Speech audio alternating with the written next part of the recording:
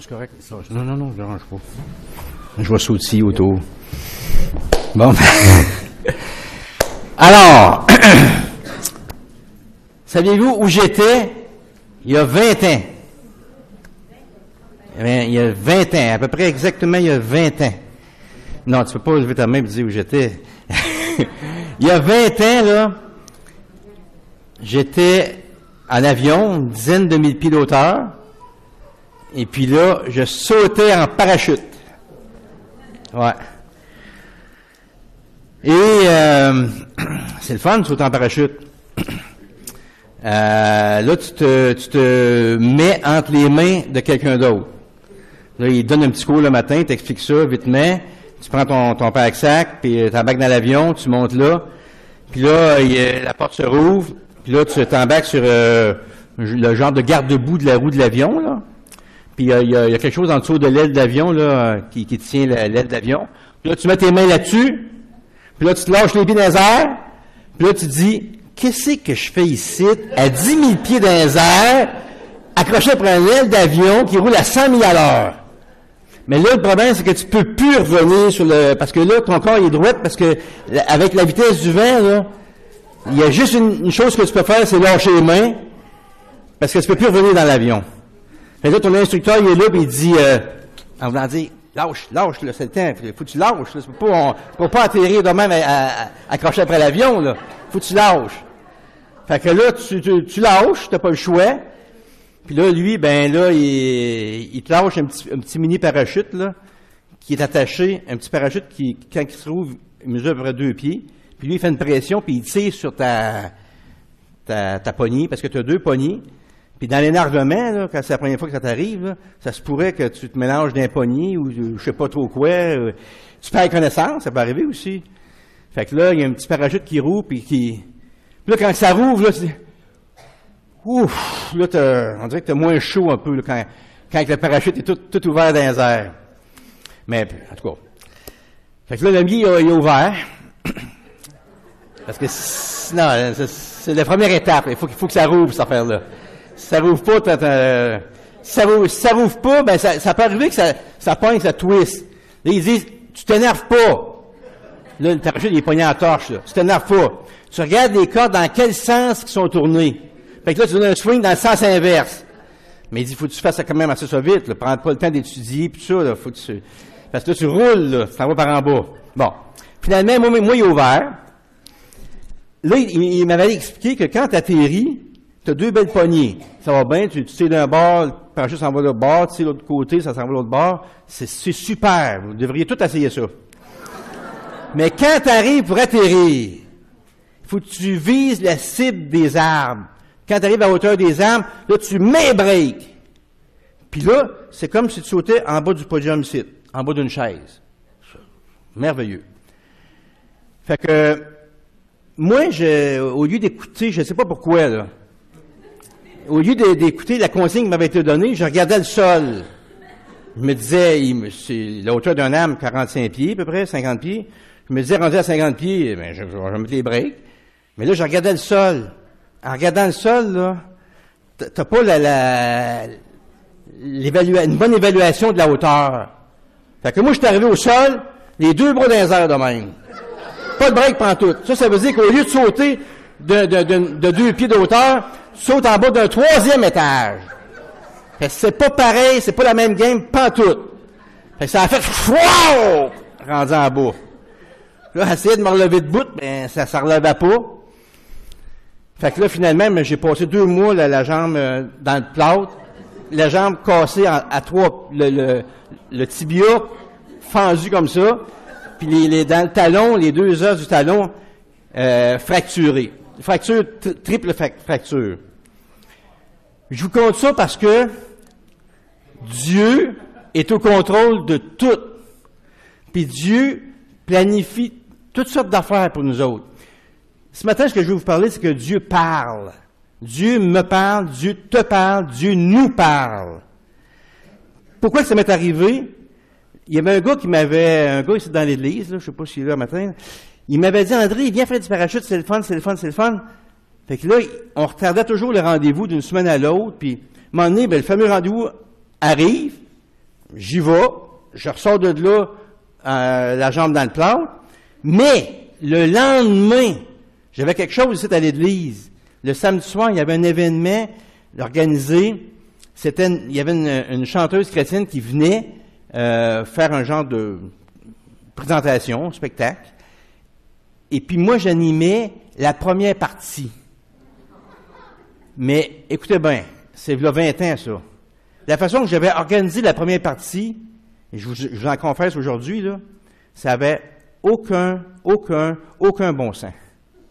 C'était mondain, c'était ridicule, ça avait pas de sens. L'avoir fait, là, mettons, je l'aurais fait, là, parce que moi, à l'époque, je m'occupais de la jeunesse, j'étais responsable jeunesse, je commençais à avoir des ministères dans l'Église. Avoir fait ces niaiseries-là, devant toute l'Assemblée, ça m'a ramené un grand discrédit. Plus tard, peut-être probablement que ça m'aurait nuit au niveau du diaconat, puis ensuite, des fois, ça a des impacts à long terme. Fait que Dieu, il a dit, mon petit André, tu sais, c'est pas vrai que moi te laisser faire le clown de même, devant l'Église, puis que tu vas perdre une crédibilité. Regarde, je vais te faire passer par une autre étape à la place, que tu n'as pas prévue. L'étape de la jambe dans le plâtre pendant 2 mois. Puis en plus, c'était durant toute une été. Fait que, aujourd'hui, j'en suis conscient. Mais à l'époque, là, je comprenais pas. J'ai juste compris ça par après un petit peu. Fait que ce matin, on va regarder que Dieu nous parle. Puis tu sais, j'ai même pas besoin de vous prouver que Dieu vous parle. Vous le savez déjà que Dieu vous parle. Dieu vous a parlé. Dieu vous parle encore par différents moyens qu'il utilise. Des fois, c'est un événement. Des fois, tu lis quelque chose dans la Bible, puis wow, ça te rentre comme un train qui te rentre en pleine face. Tu sais, des fois, c'est Dieu te parle. Le point ce matin que je veux développer, c'est pas que Dieu nous parle, parce que c'est évident que Dieu nous parle. On l'a tous vécu. Mais la grosse question, c'est qu'est-ce que je fais avec ça? Quand Dieu me parle, qu'est-ce que je fais avec ce qu'il me dit? Il me parle par toutes sortes de moyens. Qu'est-ce que je fais avec? C'est plus ça qu'on va regarder ce matin. Avant qu'on aille voir ça, dans le livre de Daniel, j'aimerais qu'on puisse prier ensemble.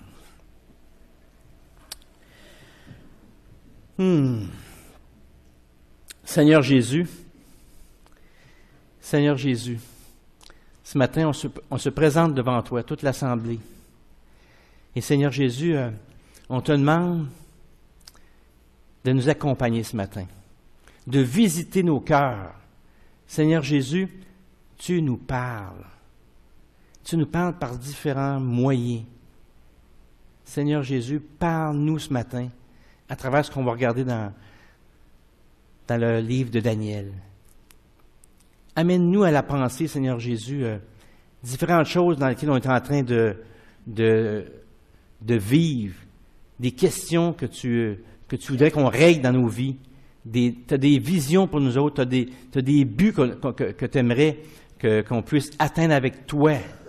Tu as des visions, des objectifs pour chacun de tes enfants. Tu as un plan de vie pour chacun de tes enfants. Et comme justement notre frère Philippe nous partageait, il se demandait, c'est quoi le signal pour partir en mission? Seigneur Jésus, tu as un plan de match pour chacun de tes enfants. Aide-nous ce matin à y voir un peu plus clair, à prendre des décisions pour toi. Merci Seigneur Jésus pour ce que tu vas faire et accompagne-moi. Donne-moi les mots justes pour parler en ton nom, Seigneur Jésus. C'est toi qui veux parler à cette assemblée. Amen. Alors ce matin, comme je vous disais, on va regarder ça à travers le livre de Daniel. Donc Daniel, on va passer un peu comme un survol des chapitres 2, 3, 4 et 5. Ça peut aller vite par moment, mais là, il y a un PowerPoint qui a été préparé. Je ne sais pas si tu peux le mettre à l'arrière. Juste, on va passer rapidement. Bon, c'est ça qu'on va voir rapidement ce matin. Il y a des points qui vont passer plus vite que d'autres. Donc, Dieu parle. On va voir que Dieu est patient, que Dieu délivre, que Dieu avertit, que Dieu corrige et que Dieu a un terme aussi à sa patience. Le livre de Daniel, pour nous mettre dans le contexte, Daniel était un petit gars qui avait à peu près une quinzaine d'années, adolescent. Il était à Jérusalem. Et c'était un petit gars qui aimait l'Éternel Dieu, de tout son cœur, toute son âme, toute sa pensée. Et il était avec sa famille, ses amis, il allait au temple. Tout à coup, arrive une armée qui vient d'un pays lointain, qui arrive, puis qui prennent possession de Jérusalem. Et là, ils prennent la crème, l'élite du peuple, puis ils les prennent, puis ils les amènent avec eux autres à Babylone. Et puis en plus, ils pillent le temple qu'il y a à Jérusalem. Ils prennent les vases sacrés, puis ils partent avec eux autres, avec justement, entre autres, Daniel et ses 3 compagnons. Donc Daniel se retrouve dans un milieu à 1000 milles de distance où il était à Jérusalem, à Babylone, une ville immense, une ville fortifiée, une ville où il y avait plein de temples païens. Il n'était plus question de l'Éternel son Dieu, là. L'Éternel son Dieu, il ne voyait plus à nulle part. Il était complètement déraciné, entouré de dieux bizarres qui l'entouraient. Et là, il était là à la cour du roi. Il était formé parce qu'il avait 15 ans, là. Il était formé par des mages, des devins, des magiciens, toutes sortes de personnes avec lesquelles il n'était pas habitué d'avoir. Lui était élevé selon la loi son père Abraham, Isaac, Jacob, Moïse. Il était élevé dans ce contexte-là. Et puis là, il se retrouve à Babylone dans un contexte complètement païen. Et puis là, il est formé en plus. Puis dans sa formation, c'est dit que parmi tous les jeunes gens qui étaient formés, Daniel et ses 3 compagnons étaient vus comme 10 fois supérieurs aux autres jeunes qui étaient avec eux autres. 10 fois supérieurs au niveau de leur capacité qu'ils avaient à résoudre des énigmes, résoudre des questions difficiles ou toutes sortes de choses comme ça. Et au chapitre 2, verset 1, on lit, toujours dans le livre de Daniel, la seconde année du règne de Nebuchadnezzar, qui était le roi là à Babylone. Nebuchadnezzar eut des songes. Il avait l'esprit agité, il ne pouvait dormir. Puis là, la suite, c'est que le roi fait appel parce que là, il ne pouvait plus dormir. Sa vie était bouleversée. Il fait appel à ses magiciens, ses sages, puis tout ça. Il leur dit, j'ai des songes, j'arrive plus à dormir. Expliquez-moi. C'est quoi mon songe que j'ai? C'est quoi mon songe? Dites-moi c'est quoi mon songe, puis donnez-moi-en l'explication. Là, je vais plus paraphraser ce qui est dans les Écritures. Mais vous pouvez regarder, puis si jamais il y a quelque chose que je dis qui est vraiment pas correct, là, vous dites « J'espère que ça n'arrivera pas. » Donc, le roi Nebuchadnezzar, il consulte ses mages et tout son personnel qualifié en la matière pour leur dire « Trouvez-moi mon songe. » Mais là, eux autres, ils disent au verset 11, ils disent « Ce que le roi demande est difficile. Il n'y a personne qui puisse dire au roi, excepté les dieux, dont la demeure n'est pas parmi les hommes. » Autrement dit, il était capable de répondre à ce que le roi demandait. Là-dessus, au verset 12, le roi se mit en colère et s'irrita violemment. Il ordonna qu'on fasse périr tous les sages de Babylone. La sentence fut publiée. Les sages étaient mis à mort et l'on cherchait Daniel et ses compagnons pour les faire périr. Ça allait pas bien. Le roi Nebuchadnezzar était fâché noir après sa gang-là qui ne va pas leur dire c'était quoi son rêve. Il ne demandait pas grand-chose, pourtant il demandait juste à des devins de lui dire c'était quoi son rêve. C'est normal, des devins, des mages, des magiciens. Là, Daniel s'est arrangé un petit peu pour avoir, parce que lui, il était recherché pour être mis à mort, là. Fait qu'il s'arrange un peu avec le chef de l'armée, puis il a réussi à avoir une entrevue avec le roi. Alors, on voit ça au verset 31. Là, c'est Daniel qui est présent devant le roi, le grand roi Nebuchadnezzar. Daniel dit, « Ô roi », là, il est en train de dire, c'était quoi sa vision? « Ô roi, tu regardais et tu voyais une grande statue. Cette statue était immense, d'une splendeur extraordinaire. Elle était debout devant toi et son aspect était terrible. La tête de cette statue était d'or pur. Sa poitrine et ses bras d'argent, son ventre et ses cuisses étaient d'airain et ses jambes de fer et ses pieds étaient en partie de fer et d'argile. Là, on connaît un petit peu cette fameuse statue de Daniel que le roi Nebuchadnezzar a eu dans sa vision. Là, Daniel lui explique la forme de la statue, comment elle était faite, puis tout ça. Là, il est en train d'y expliquer aussi l'explication de cette statue. Qu'est-ce qu'elle voulait dire, cette statue-là? Puis là, Daniel explique que la tête, tu sais, la tête de la statue, là, ben c'est toi, ça, Nebuchadnezzar. La tête en or, c'est toi. Puis là, il explique le détail, tu sais. Il explique, par exemple, la partie ici, les bras, tout ça, ça allait être un autre royaume qui allait prendre la place du premier royaume de Babylone, qui était la tête, dont Nebuchadnezzar était le roi. Donc, l'autre partie du corps qui était en argent, c'était les Mèdes et les Perses. Puis ensuite, il continue comme ça durant toutes les parties du corps qui représentent différents royaumes. Il est en train d'expliquer tout ça à Nebuchadnezzar, mais Nebuchadnezzar, là, sur quoi qu'il a focusé, lui, là? La tête! La tête en or! Puis c'est ma tête! Hey! Fait que, le roi Nebuchadnezzar était bien content. Au verset 47, il dit, le roi adressa la parole à Daniel. Il dit, en vérité, votre Dieu est le Dieu des dieux et le Seigneur des rois. Et il révèle les secrets, puisque tu as pu découvrir ce secret.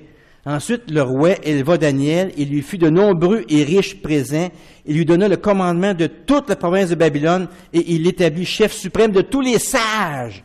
Donc, Daniel se retrouve au commandement chef de tous les sages, les mages, les devins et toute cette gang-là que le roi, pas longtemps avait décidé de mettre à mort.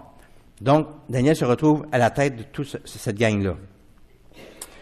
Et le roi était bien content. Il réfléchit à son affaire. Tu sais, il y a eu le songe. Il y a eu Daniel qui explique son songe. Puis il y a eu l'explication du songe. Fait que là, lui, Nebuchadnezzar, tout heureux, il réfléchit à ça, ce que Dieu lui a envoyé comme songe. Tu sais, comme nous autres, on a quelque chose, Dieu nous parle. Puis là, on voit quelque chose. Fait que là, qu'est-ce qu'on fait avec? Ben là, on va voir qu'est-ce que Nebuchadnezzar a fait avec ça, avec le fait que Dieu lui a parlé. Fait que lui, il est roi. Fait qu'au verset 3, on voit que ah oui, là, je voudrais que je fasse avancer mes affaires ici, là. J'avais à peu près quelque chose. Dieu parle, pour que vous puissiez me suivre avec un lien. On a vu que Dieu parle. Il a parlé à travers le songe de la statue. Et là, on va voir que Dieu est patient. Dieu est patient comment? Au chapitre 3, verset 1, le roi Nebuchadnezzar, qu'est-ce qu'il a fait, le roi Nebuchadnezzar? Il fait une statue d'or, haute de 100 pieds de hauteur, ou de 60 coudées. Qu'est-ce que le roi fait avec la vision qu'il a eue? Ben, il dit, on va la mettre en application, cette vision-là. Il s'est fabriqué une statue d'or, toi, puis avec la belle grosse tête en or. Qui tu penses qu'il a mis comme tête en or? Sa belle tête à lui, le roi Nebuchadnezzar, il se fabrique une statue 100 pieds de hauteur, avec une belle grosse tête, probablement frisée un petit peu, là, je sais pas. Un roi dans ce temps-là, là, c'était cute. Hey! Puis là, il convoque toute la gang. Il convoque le peuple. Puis là, il dit là, regardez la belle statue que j'ai faite. Elle me ressemble un peu, mais, OK? 100 pieds de hauteur, tout en or. Là, il dit là, vous êtes prêtes, là? Là, regardez l'orchestre qui est en arrière de moi, toute la fanfare et tout ça. Au son, quand ça va partir, quand l'orchestre part, tout le monde se met à genoux et adore la statue que j'ai fabriquée, selon mon songe. Selon le songe que Dieu m'a donné. Fait que la fanfare part, tout le monde, qu'est-ce qu'ils font? Tout le monde à genoux se met à adorer la statue. Oups! Il y avait 3 petites têtes là-bas qui restent debout. Ah ben toi! Il est fait venir en avant. Il était peut-être trop loin, ils ont mal compris. Il a dit, je répète la consigne, vous avez peut-être pas compris, c'est dans la lune, là. C'est que quand la fanfare part, vous vous mettez à genoux, et là, vous allez adorer la statue que j'ai faite. Ces 3 personnes-là, c'est les 3 amis de Daniel. Si quelqu'un peut me donner leurs noms, là, les noms, hein? Shadrach, Meshach et Abednego. Il y en a qui suivent. Fait que, les 3 personnes, ils disent, bon, on va regarder, on va voir qu'est-ce qu'ils ont dit. On voit ça au verset 17, chapitre 3, verset 17. Parce que là, il faut vous dire que le roi, quand il a dit aux personnes, vous allez adorer la statue, mais il y avait une condition, il a dit, si vous adorez pas la statue que j'ai faite, j'ai préparé un beau four, une grosse fournaise, puis là, il y a du feu ardent là-dedans. Puis celui qui se met pas en joue pour adorer ma statue, c'est là qu'il s'en va. Immédiatement. Fait que là, il répète aux 3, puis les 3 personnes, 3 amis de Daniel, ils restent debout, puis ils disent ceci. Ils disent au verset 17, « Voici, notre Dieu que nous servons peut nous délivrer de la fournaise ardente, et il nous délivrera de ta main, ô roi. Sinon, sache, ô roi, que nous ne servirons pas tes dieux, et que nous n'adorerons pas la statue d'or que tu as élevée. » Oh boy, le roi, il était pas content. Au verset 22, « Comme l'ordre du roi était sévère, et que la fournaise était extraordinairement chauffée, il te l'avait chauffée à bloc, 7 fois plus chaude que la température maximum, et le cadran, il devait virer 7 fois plus haut que la température normale. Il a demandé à son armée, quelques soldats de l'armée, de lier les 3 amis de Daniel, les prendre, puis d'aller les jeter dans cette fournaise ardente. Les soldats, quand ils ont voulu aller jeter les 3 amis de Daniel, la flamme, la chaleur était tellement chaude que juste en s'approchant pour aller les jeter dans la fournaise, eux autres même, les 3, je sais pas comment il y avait de soldats, là, les soldats qui l'ont fait, là, ils se sont enflammés, puis ils sont morts là, brûlés, en allant mettre les 3 amis de Daniel dans la fournaise. Qu'est-ce qui est arrivé avec les 3 amis de Daniel? Ils ont tombé dans la fournaise. Ils ont été jetés dans la fournaise. Au verset 24. Alors le roi Nebuchadnezzar fut effrayé et se leva précipitamment. Il prit la parole et dit à ses conseillers, « Hey, n'avons-nous pas jeté au milieu du feu 3 hommes liés? » Ils répondirent au roi, « Certainement, au roi. » Il reprit et dit, « Eh bien, je comprends pas. Je vois 4 hommes sans lien qui marchent au milieu du feu et qui n'ont point de mal. Et la figure du 4e ressemble à celle d'un fils des dieux. » Au verset 28, là, entre-temps, ils ont sorti, premièrement, ils brûlaient pas. Fait que, ils ont sorti de la fournaise.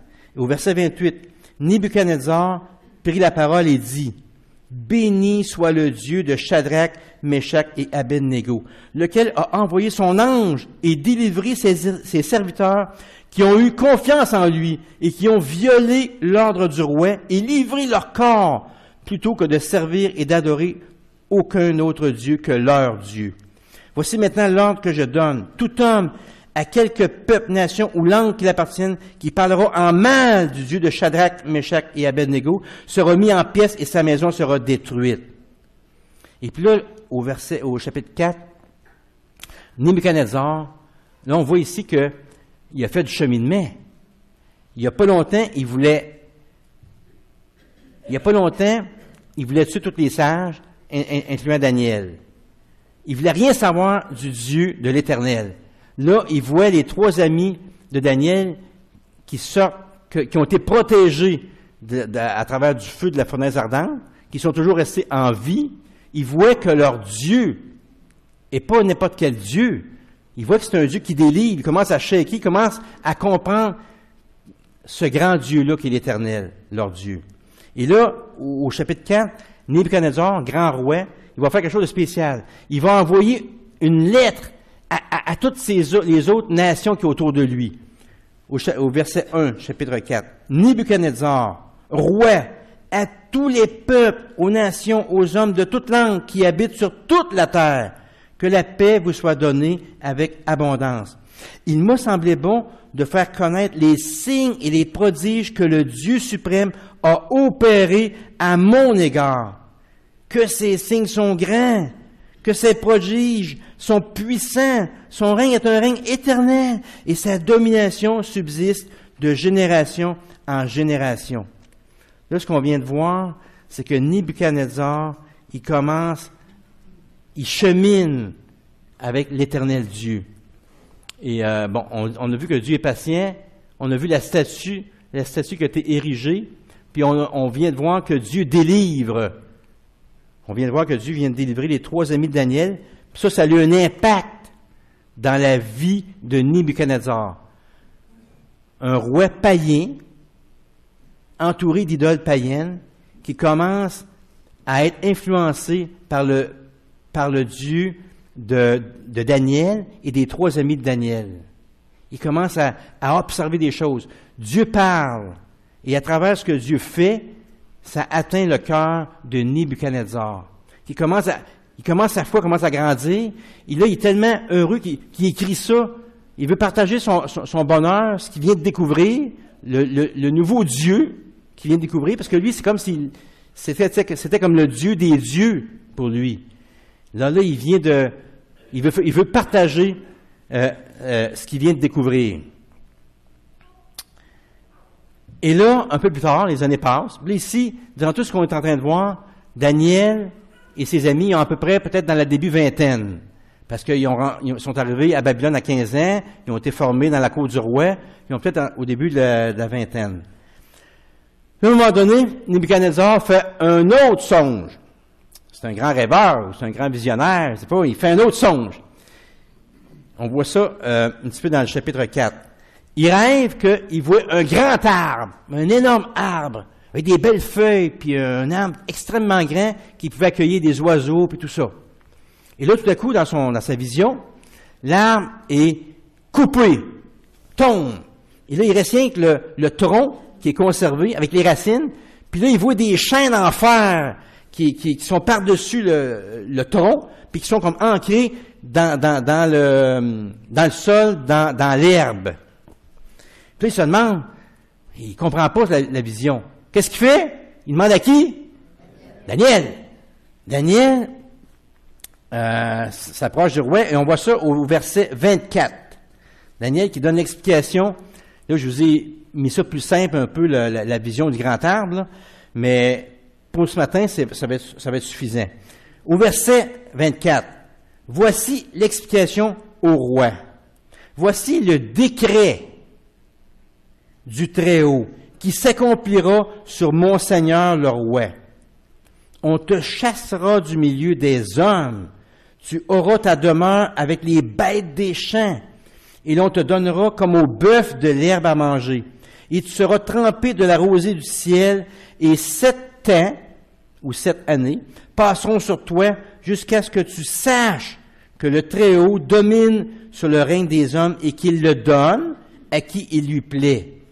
L'ordre de laisser le tronc où il se trouve, avec les racines, signifie que ton royaume te restera quand tu reconnaîtras que celui qui domine est dans les cieux. Puis là, Daniel, écoute, c'est Daniel, là, il est devant un grand roi, là, le roi Nebuchadnezzar. C'est un roi qui a un royaume énorme. Regardez bien ce qu'il va lui dire au verset 27. C'est pourquoi, ô roi, puisse mon conseil, il ose aller dire un conseil au roi, puisse mon conseil te plaire, mets un terme à tes péchés en pratiquant la justice et à tes iniquités en usant de compassion envers les malheureux, et ton bonheur pourra se prolonger. Il a osé, Daniel, aller dire ça au grand roi. Hey, j'ai un petit conseil pour toi, ô mon grand roi. Selon la vision que je viens de te donner, avec l'explication, moi, à ta place, je mettrai fin à mes péchés, puis je mettrai fin à mes iniquités, puis j'aurai compassion envers les malheureux. Si j'étais à ta place, là, je ferais ça. afin que ton bonheur se prolonge. Qu'est-ce qui s'est passé après ça? Après que Daniel lui expliqué ça au roi Nebuchadnezzar. Qu'est-ce qui s'est passé? C'est vous qu'est-ce qui s'est passé? Il ne s'est rien passé. Rien. Il ne s'est rien passé. Les semaines ont passé, les mois ont passé. Un an plus tard, qu'est-ce qui arrive un an plus tard? Le roi Nebuchadnezzar, au verset 29, au bout de 12 mois, un an, comme le roi se promenait dans le palais royal à Babylone, il se promenait dans son super palais royal. Le roi prit la parole et dit, « N'est-ce pas ici la Babylone, la grande, que j'ai bâtie comme une résidence royale par la puissance de ma force et pour la gloire de ma magnificence. » Comme la parole du roi n'était pas encore finie, la parole était encore dans sa bouche, dans la bouche du roi. Il n'a pas encore fini de dire magnificent. En même temps, il y a une voix du ciel qui a parlé, qui a dit, apprends, roi Nebuchadnezzar, qu'on va t'enlever le royaume. On te chassera du milieu des hommes. Tu auras ta demeure avec les bêtes des champs. On te donnera comme au bœuf de l'herbe à manger. Et 7 ans passeront sur toi, jusqu'à ce que tu saches que le Très-Haut domine sur le règne des hommes et qu'il le donne à qui il lui plaît. Là, Nebuchadnezzar, qui est en train de parler de ce qu'il avait fait, puis sa gloire, sa magnificence, Dieu y amène un jugement sur lui instantanément. Un roi qui avait une puissance énorme, là. Il avait droit de vie ou de mort sur tout le monde. Il élevait qui voulait, il abaissait qui voulait, il faisait ce qu'il voulait. Un roi extrêmement grand et puissant. Qu'est-ce qui arrive avec lui? Il perd la carte complètement. Il perd la boule. Il perd la raison.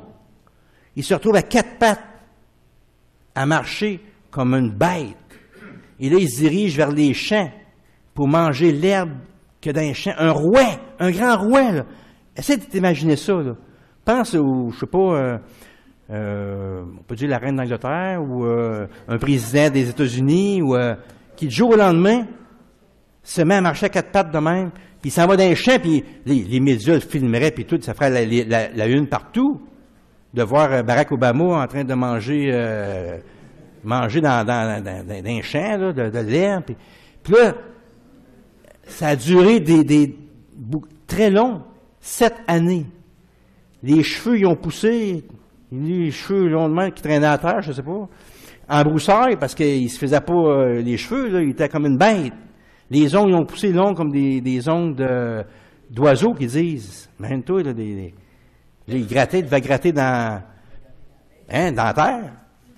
Il était devenu comme un animal, comme une bête des champs.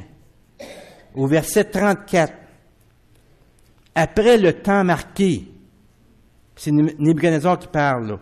Après le temps marqué, les 7 années, moi, Nebuchadnezzar, je levai les yeux vers le ciel, et la raison me revint. J'ai béni le Très-Haut, j'ai loué et glorifié celui qui vit éternellement, celui dont la domination est une domination éternelle et dont le règne subsiste de génération en génération.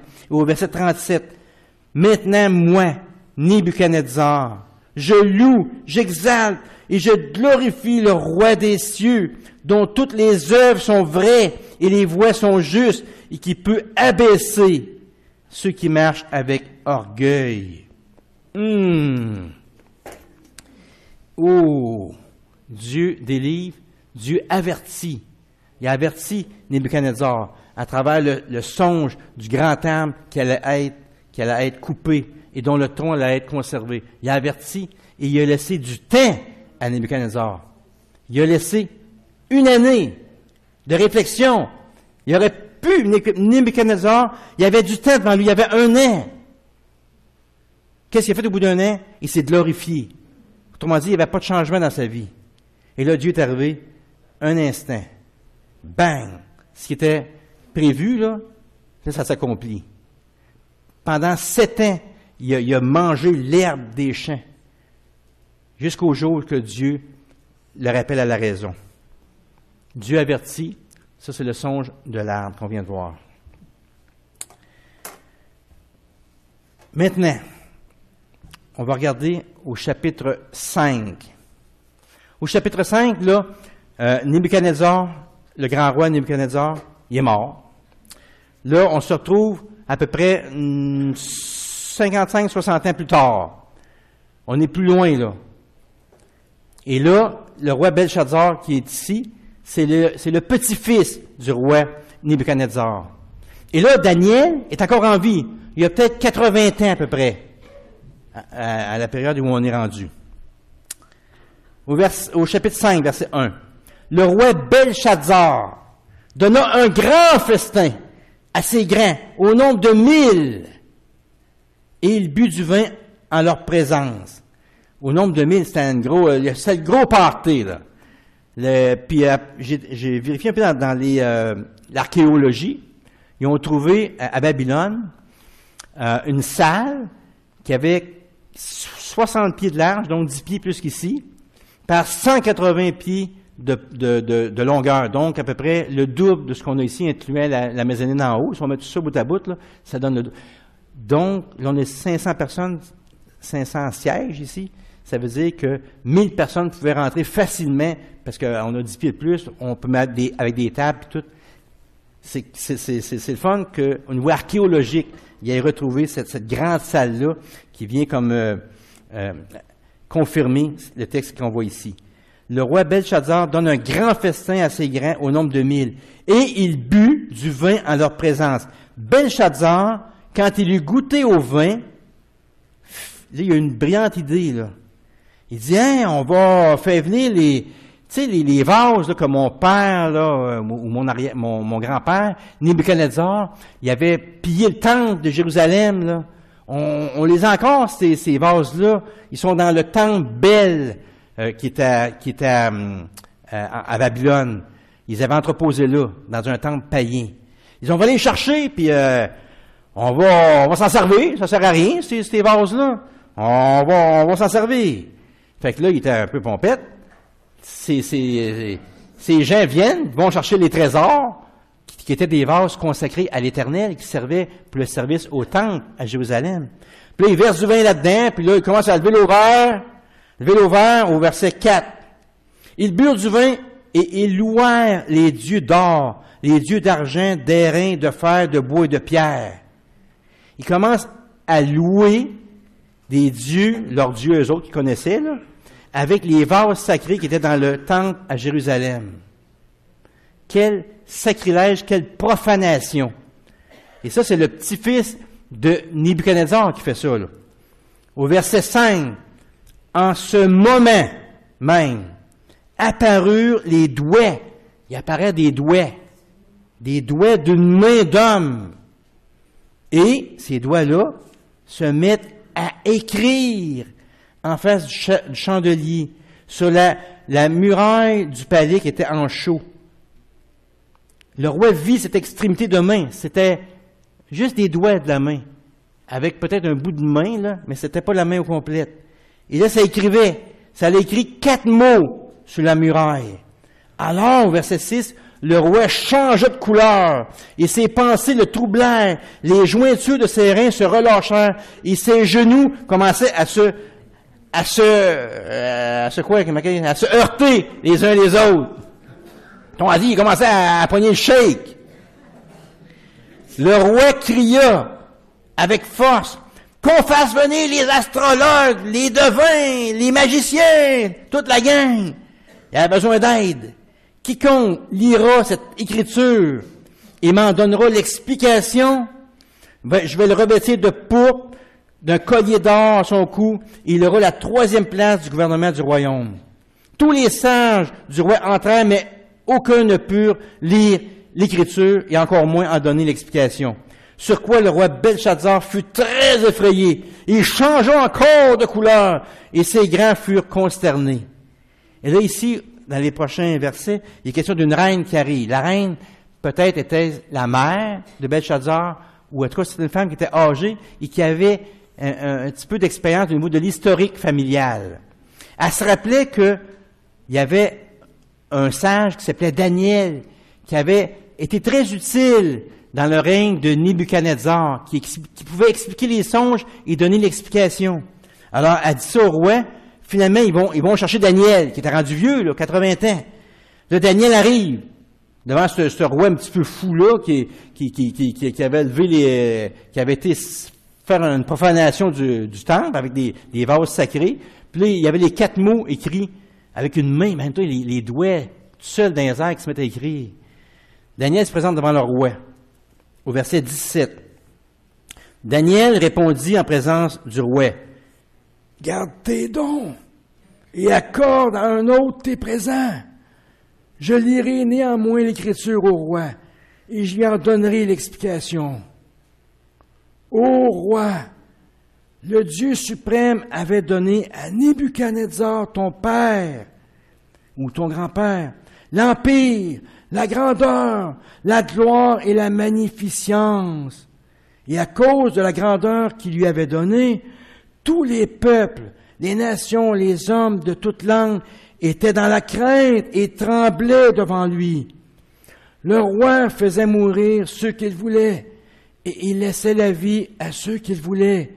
Il élevait ceux qu'il voulait, et il abaissait ceux qu'il voulait. Mais lorsque son cœur s'éleva et que son esprit s'endurcit jusqu'à l'arrogance, il fut précipité de son trône royal et dépouillé de sa gloire. Il fut chassé du milieu des enfants des hommes.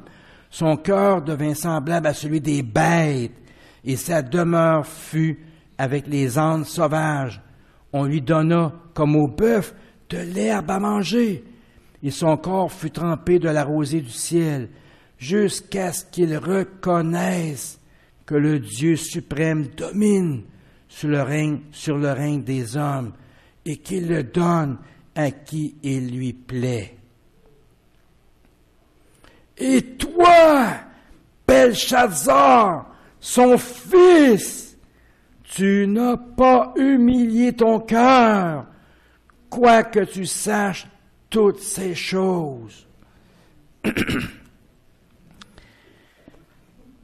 Ça, c'est Daniel rendu vieux qui parle au roi Belshazzar. Mais je veux attirer votre attention sur le dernier verset qu'on vient de voir. Là, c'est le verset central de ce matin. Daniel, 80 ans, il s'adresse au roi Belshazzar. Il lui dit, « Et toi » il n'a même pas dit « Et toi, roi Belshazzar », il dit « Et toi, Belshazzar » son fils, le fils ou le petit-fils là, du roi Nebuchadnezzar. Tu n'as pas humilié ton cœur, quoique tu saches toutes ces choses. C'est là le point. Quoique tu saches toutes ces choses. Belshazzar, il était roi. Il comprenait, il était entouré de sages, de devins. Il avait certainement, assurément entendu parler de son grand-père Nebuchadnezzar. Peut-être même que son grand-père Nebuchadnezzar l'avait assis sur ses genoux quand il était petit, le petit Belshazzar. Puis il racontait tout ce que Dieu avait fait dans la vie du premier roi, du roi Nebuchadnezzar. Nebuchadnezzar, il a vu des choses terribles. Il a vu les 3 amis de Daniel sortir de la fournaise sans rien avoir. Il a vu Dieu agir dans sa vie. Et même, il a certainement pu partager les 7 années qu'il était là en train de manger l'herbe d'un champ. Il a sûrement dit à son petit-fils. Parce que c'est grandiose ce qui se passait dans la vie de Nebuchadnezzar. Et cette information-là, il n'y avait rien de secret, là. C'était une histoire familiale, royale. Et tout le monde de la cour du roi savait cette histoire-là. À plus forte raison, le petit-fils Belshazzar. Donc, ce qui est important ici, c'est que nous autres, toutes nous autres, Dieu nous parle. Dieu me parle, Dieu te parle, Dieu nous parle. Puis on ne peut pas nier ce qui se passe à travers les témoignages qu'on entend, à travers, premièrement, nos propres vécus. Moi, ce que Dieu a fait quand j'étais en parachute, il m'a préservé. Il a agi dans ma vie. Il m'a préservé d'une niaiserie que je m'en allais faire dans l'Église. Il m'en a préservé.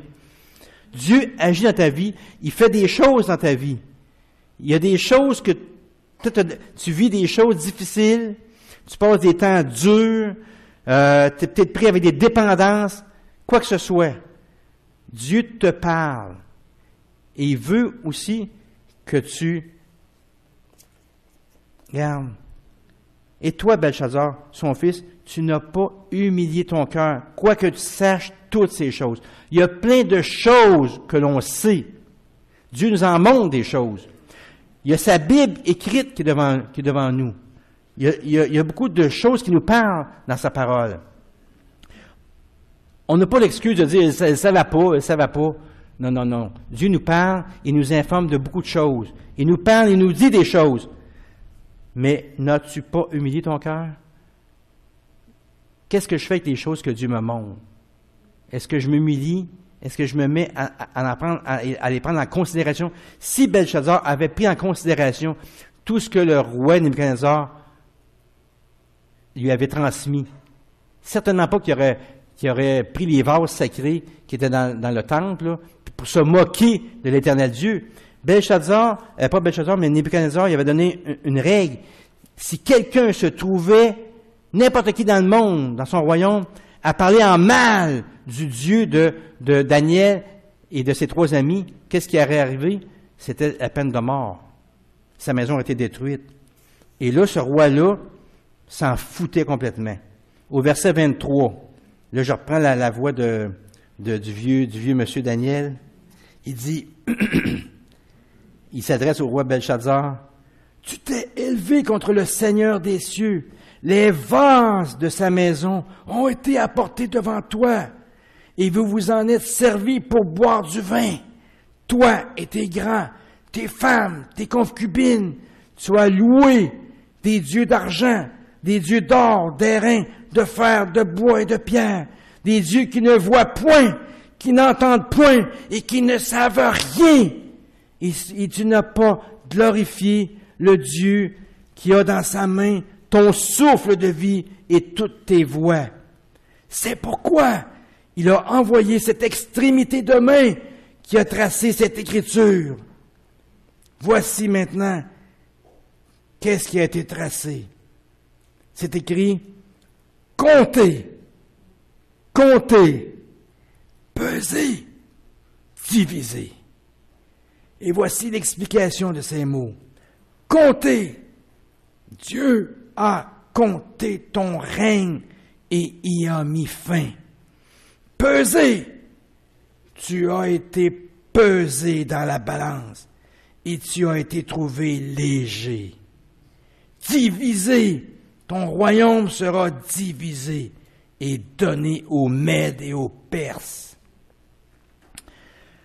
Maintenant, au verset 30, cette même nuit, Belshazzar, roi des Chaldéens, fut tué, et Darius le Mède s'empara du royaume. Ce qu'on voit ici, c'est une fin tragique, une fin terrible. Une fin terrible. Parce que Belshazzar, c'est bien regrettable, mais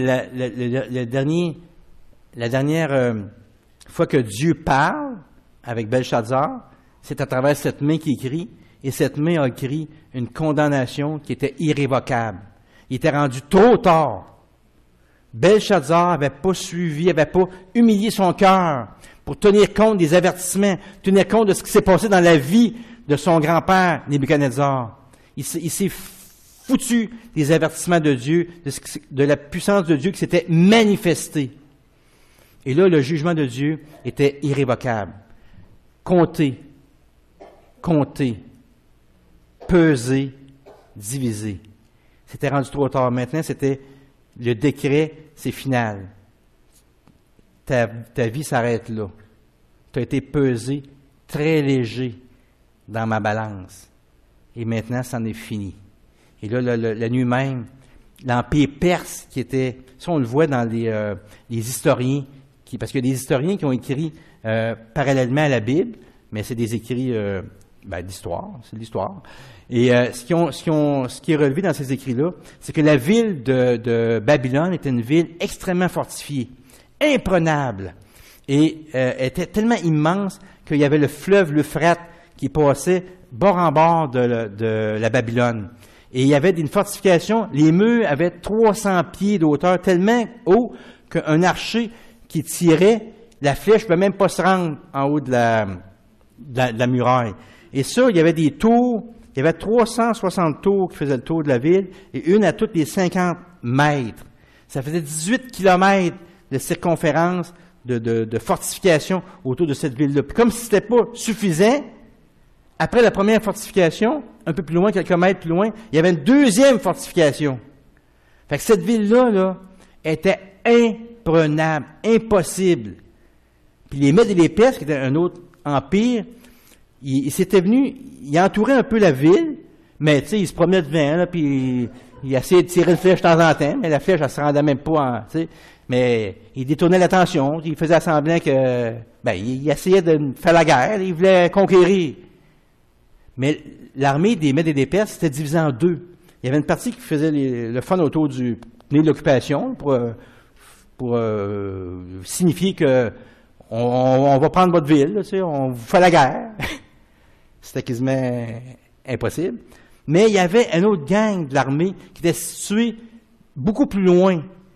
Et pour que l'Euphrate puisse passer dans la ville, il y avait des travaux qui avaient été faits peut-être 40 ans plus tôt. Et là, c'est même le roi Nebuchadnezzar, selon les historiens, qui aurait fait faire ces travaux-là pour détourner l'Euphrate pour qu'il passe dans la ville de Babylone. Et les travaux avaient été faits pour détourner le fleuve.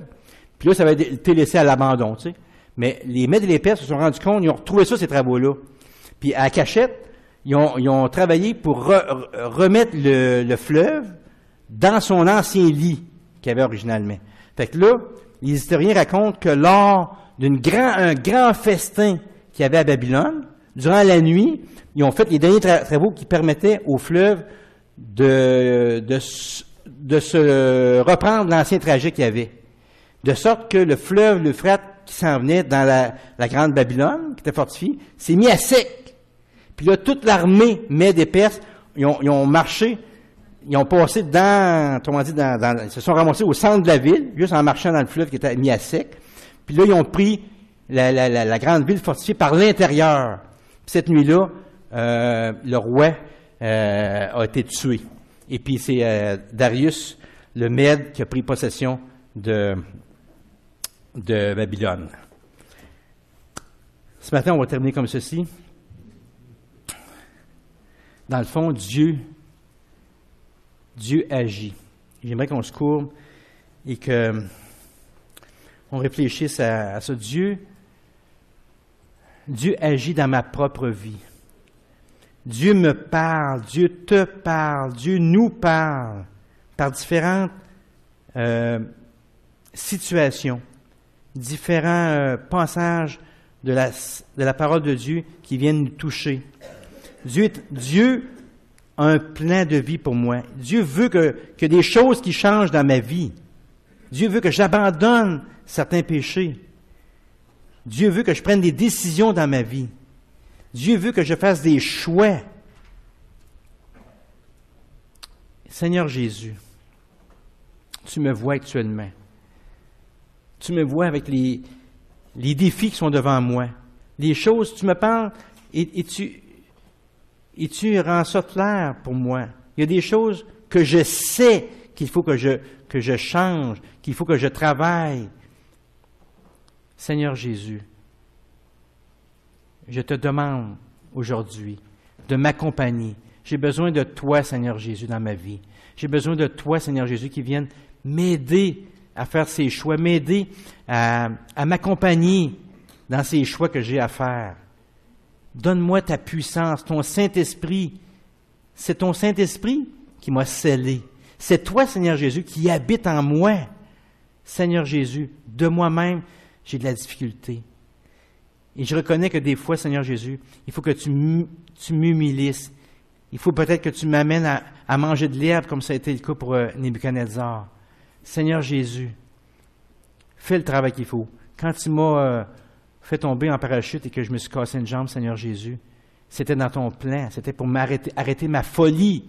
Et Seigneur Jésus, je te prie ce matin, s'il y a mes frères et des sœurs qui vivent des choses difficiles et qui sont en train de faire des choses folles, je te prie, Seigneur Jésus, juste par ton amour, pour la gloire de ton saint nom, arrête-les, Seigneur Jésus.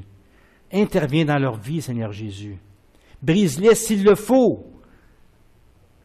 Parce que, Seigneur Jésus, on t'appartient. On t'appartient. Tu es venu nous chercher et on a été scellés de ton Saint-Esprit. Merci, Seigneur Jésus, pour ce que tu fais dans chacune de nos vies. Gloire à toi, Seigneur Jésus. Amen.